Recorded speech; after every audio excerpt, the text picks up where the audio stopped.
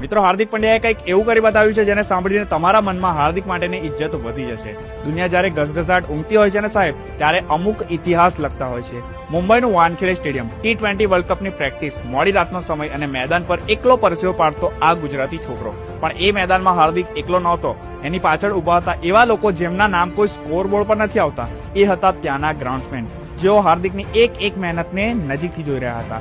Practice દરમિયાન હાર્દિકે આ ground સ્ટાફની નિષ્ઠા જોઈ, એમના ચહેરા પરનો થાક છતાં કામ પ્રત્યેની વફાદારી જોઈ. અને ત્યારે જ હાર્દિકના દિલમાંથી એક અવાજ નીકળ્યો. તેણે એ લોકોને વચન આપ્યું કે તમે લોકો મારા માટે જાગો છો, મારી મહેનતમાં મારો સાથ આપો છો, હું તમારી કદર કરીશ. લોકોને લાગ્યું કે આ તો મેદાન પર બોલાયેલા સામાન્ય શબ્દો છે, પણ આ ગુજરાતના લાલાને ઓળખવામાં દુનિયાએ ભૂલ કરી હતી. અને પછી જે થયું એ જોઈને આખું ભારત સ્તબ્ધ રહી ગયું.